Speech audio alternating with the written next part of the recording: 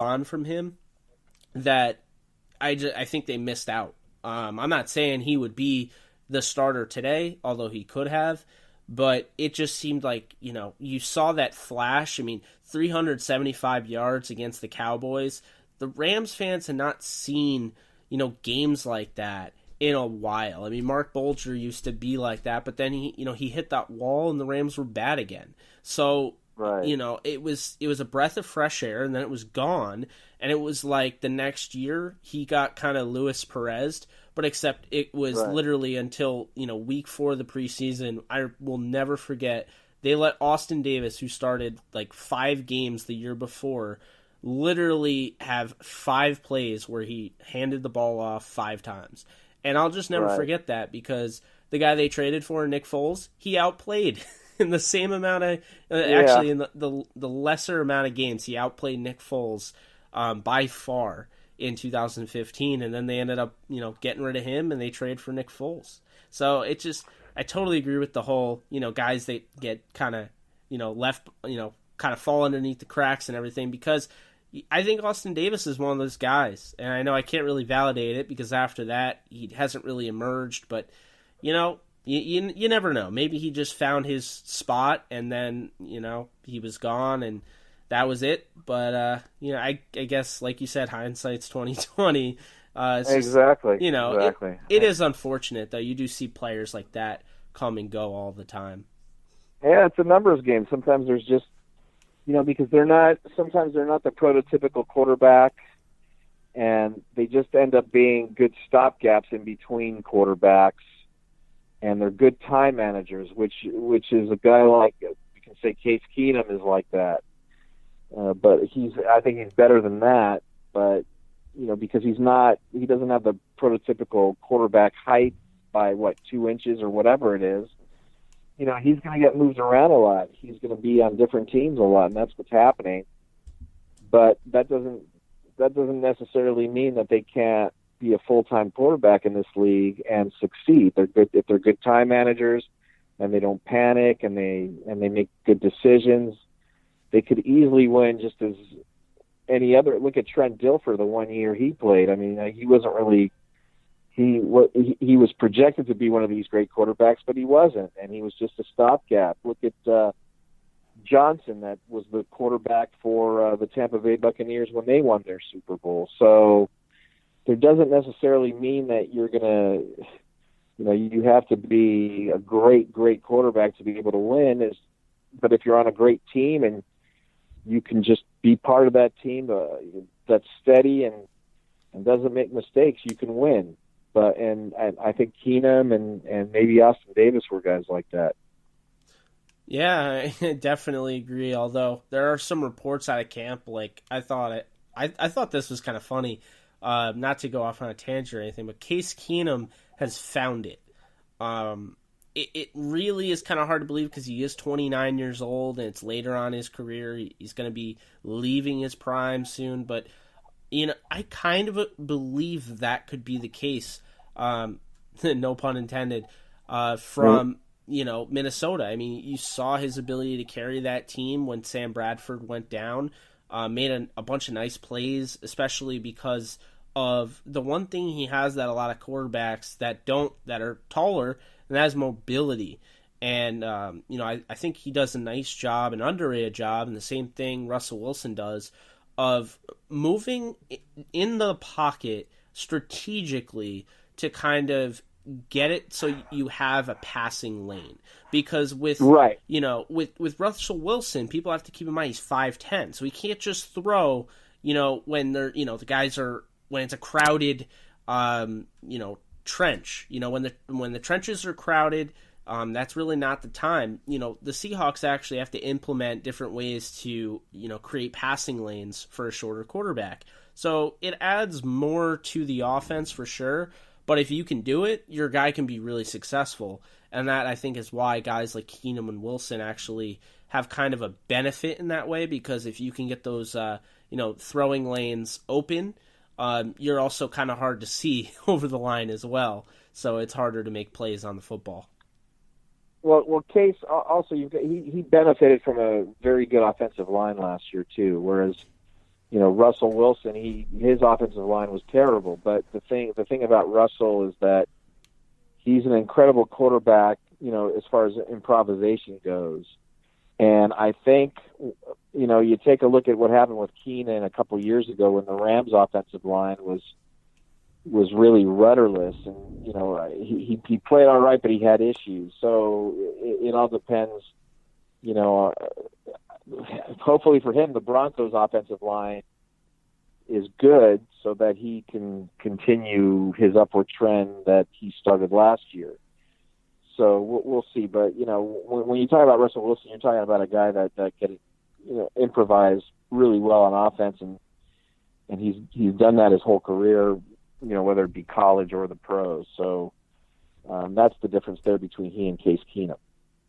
Yeah, and of course, and we've been going on for a while. I mean, we're almost at the 50-minute mark, and it's been a lot of fun. Parting thoughts. I want to get your final thoughts on, recently Jalen Ramsey, I think everyone knows, came out and completely trashed half the league. What are your thoughts on what he said about Jared Goff, average to above average? I think, Jared Goff is such an unassuming guy. He's there's another guy we were talking about yesterday.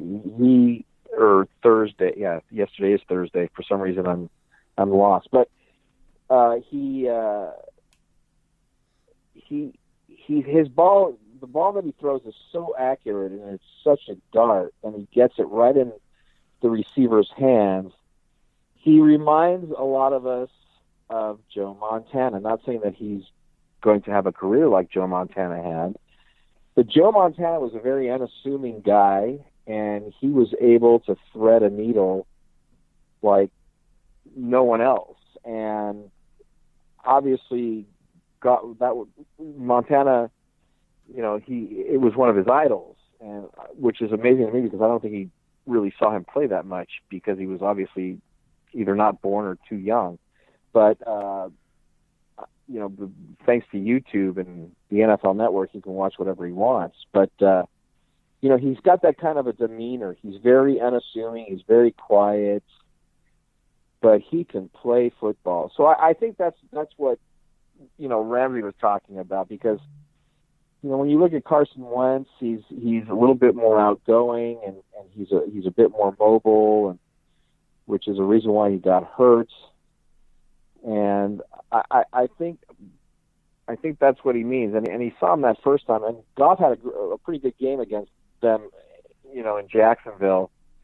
And I think that's what he's referring to more than anything. He's not an outgoing guy. He's a very low key type of guy. But I think he's going to be a little bit surprised because once, this is year 3. I think once, Goff hits his stride, I think he might Annie on what he thinks about Jared Goff this year. It'll definitely be interesting to see how Goff takes a good year, and how he handles the pressure of coming off a year where, keep in mind, going into 2017, it was like, just to put it bluntly, honestly, there were sites that were like, Sam Darnold #1 of the Rams. Right. So it was that bad where, he came off 0-7. Well, that was unfair. It absolutely was. Unfair for Jared Goff because he had to play behind that offensive line that was just completely rudderless. As a matter of fact, I spoke with that year. I asked him, what's the problem? And first of all, the receivers were never catching the football, but the problem was that the offensive line had terrible technique, and that was due to their coaching. And this is what some old offensive linemen told me. That's why I keep saying that offensive line was rudderless, because they really didn't know what they were doing, and that's all about coaching. So, and when you put a guy like, you could put anybody back there like that, you could put a Tom Brady back there and he'll look terrible. So, Jared Goff is a very intelligent person, and he was a pretty darn good college quarterback and played on a mediocre teams there at Cal, and he did quite well for himself. And and it's his third year, and he's under the same he's running the same offense that he ran last year. So that's why I'm saying I think you're going to see a lot of great things with Jared. I think people are going to be surprised. I think Jared Goff is going to be one of those elite guys, but he's just very unassuming. That's it. He's just very quiet and unassuming. But look for big things this year. Yeah. As somebody that was, I found Carson Wentz in that draft. I remember everyone was trying to stuff Paxton Lynch as the top quarterback in everyone's face, and it just seemed like it wasn't to be. Like, there was something about Paxton Lynch where you saw it. He just, I guess, really, it came out during the combine. It just didn't like his personality. And I know it sounds weird because it was just on TV. I wasn't there. But I got to tell you, Carson Wentz, I felt like you were getting a Cam Newton athletic guy with Aaron Rodgers, his mobility, but, his ability to basically keep the play going and improvise while also getting the leadership and overall IQ of a Kurt Warner. Right. When you looked at Jared Goff, I think it was really unfair how everyone just was like, oh, he's Eli Manning, Matt Ryan. And the reason I say that is because this was before Matt Ryan won the MVP.